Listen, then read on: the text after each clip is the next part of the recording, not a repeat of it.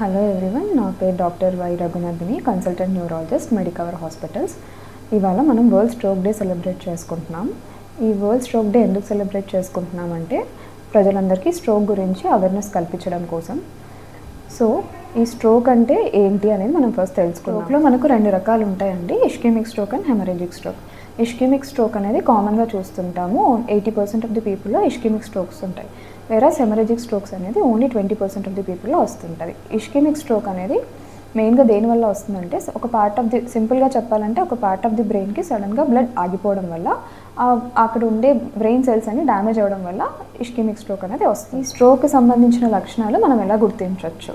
So ఈ stroke లక్షణాలు మనం గుర్తుపెట్టుకోవడానికి సింపుల్గా ఒక చిన్న యాక్రోనిమ్ ఉంటుంది. అదేంటంటే బీ ఫాస్ట్. బీ ఫాస్ట్ అంటే, బీ అంటే బ్యాలెన్స్ అబ్నార్మాలిటీ, సడన్గా బ్యాలెన్స్ అబ్నార్మాలిటీ అవ్వడం.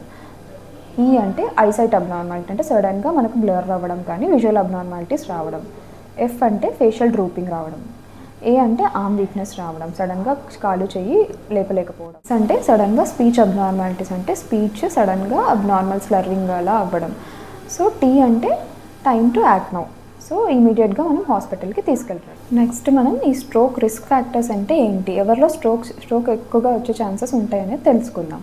ఈ స్ట్రోక్ ఎక్కువగా high blood pressure, uncontrolled sugars ఉన్న పేషెంట్స్లో, ఫిజికల్గా ఇన్యాక్టివ్ ఉండే పేషెంట్స్లో, ఎక్కువ బ్యాడ్ అడిక్షన్స్ ఉండే పేషెంట్స్లో, లైక్ స్మోకింగ్, ఆల్కహాల్ తీసుకునే పేషెంట్స్కి స్ట్రోక్ లక్షణాలు ఎక్కువగా వస్తాయి. సో ఇవన్నీ మనం కంట్రోల్ చేసుకోగలిగితే 80% ఆఫ్ ది స్ట్రోక్స్ అనేది మనం ప్రివెంట్ చేసుకోవచ్చు. సో ఈ స్ట్రోక్ అనేది ఎవరికన్నా రావచ్చు. స్ట్రోక్ గురించి అవేర్గా ఉండి ఈ బీ ఫాస్ట్ అనే యాక్రోనిమ్ని మనం గుర్తుపెట్టుకొని ఇమీడియట్గా పేషెంట్ని మనం హాస్పిటల్ తీసుకొస్తే చాలామంది లైఫ్స్ అండ్ వాళ్ళ ఫ్యామిలీస్కి మనం సేవ్ చేయొచ్చు. సో స్ట్రోక్ వచ్చిన ప్రతి మినిట్కి 1.9 మిలియన్ సెల్స్ అనేవి, బ్రెయిన్ సెల్స్ అనేవి డెత్ అవుతాయి.